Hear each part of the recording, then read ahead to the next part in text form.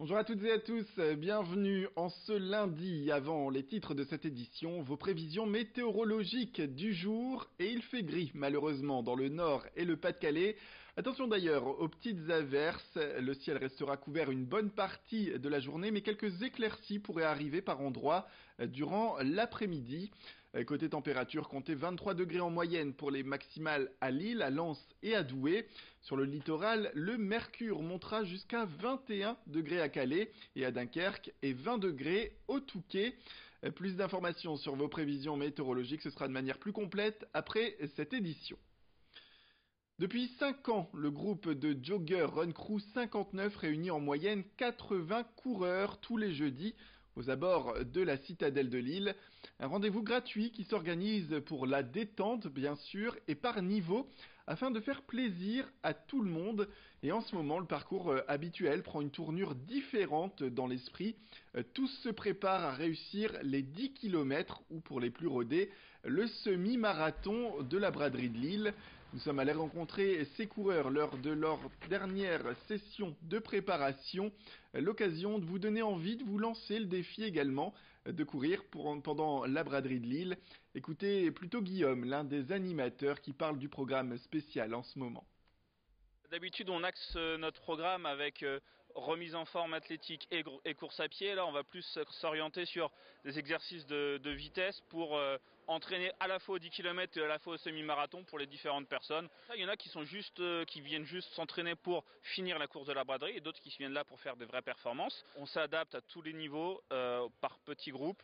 Et voilà, on est axé renforcement musculaire, course à pied, donc chacun peut y trouver un plaisir. Donc c'est ouvert à tous et c'est assez simple de venir. On a la page Facebook et on nous rejoint facilement. Direction Gravelines sur le littoral. Après 15 jours de la reprise des entraînements du joueur du BCM, coaché par Julien Mahé, les joueurs sont plus motivés que jamais pour relever le niveau. Pour atteindre ses objectifs, le club de basket a misé sur la stabilité en conservant un maximum de joueurs de la saison passée.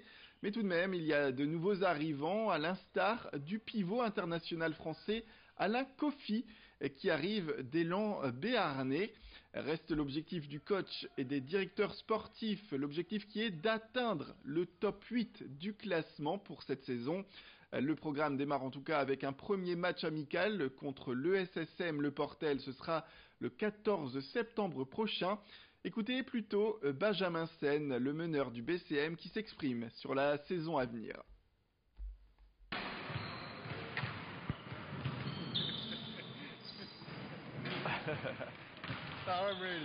On a toujours des coéquipiers différents. C'est impossible dans le basket de garder les mêmes joueurs d'une année à l'autre. Donc on apprend à connaître d'autres joueurs. Il y en a d'autres qui arrivent qu'on connaissait déjà. Mais voilà, chacun a sa personnalité. Donc on apprend tous à se connaître. Surtout pour au début en dehors du terrain. Après on se connaît déjà un peu mieux, je pense, en tant que joueur. On sait déjà jouer l'un contre l'autre ou ensemble avec certains. Donc on se connaît un peu mieux sur le terrain. Donc après c'est créer des affinités sur et en dehors du terrain pour pouvoir bien s'entendre et aller tous vers le même objectif. Le patois ne doit pas se perdre, c'est en tout cas la volonté des associations nordistes qui le défendent, à l'image des 3 comédiens amateurs qui composent l'association Tout dit pour rire.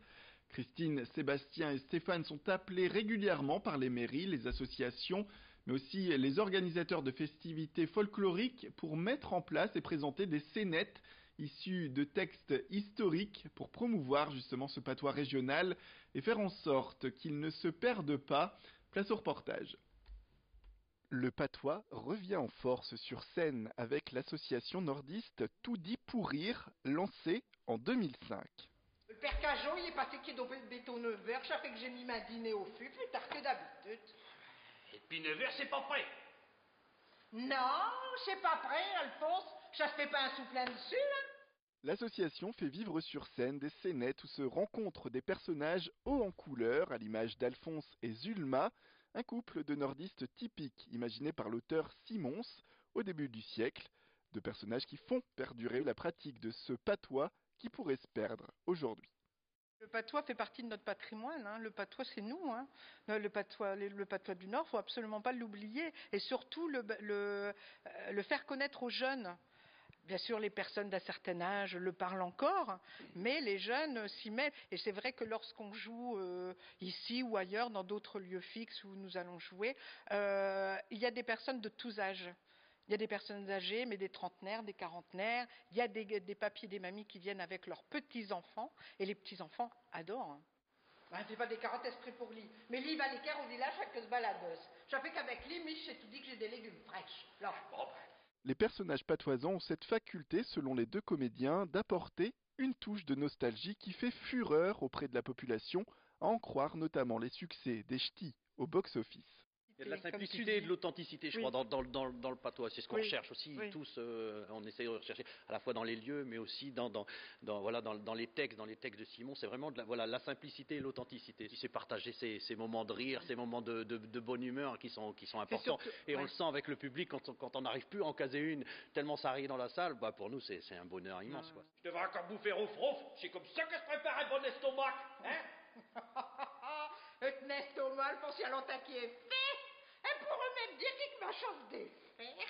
Quand les comédiens de l'association Tout dit pour rire se produisent, que ce soit lors d'événements spéciaux ou lors de spectacles dédiés comme à la salle Les Trois Petits Cochons à Steinwerk, ils ressentent toujours l'impact que leur performance apporte. J'ai un souvenir d'un couple qui était venu nous voir après un spectacle et ils avaient la larme à l'œil, ces gens, en disant « Madame, vous nous avez projeté 30 ans, 40 ans en arrière, vous avez dit un mot dans le spectacle que nos grands-parents disaient, on n'entend plus. » Et je leur ai dit « Mais c'est quoi ce mot ?» Et ils m'ont dit « C'est le séglou. » Le séglou, c'est le hockey. Et on ne parle plus de séglou. Et ces gens pleuraient. Ils pleuraient. Donc j'ai pleuré avec eux. Parce que ça m'a touchée. Et dire que j'allais tuer le lapin comme si c'était de spot. Mais c'est pas le lapin que je vais tuer, mais c'est qui je veux. C'est qui, ouais. Voilà, c'est la fin de cette édition. Merci à toutes et à tous de nous avoir suivis. Restez avec nous, l'information continue. Tout de suite, après le jingle, retrouvez vos prévisions météorologiques complètes.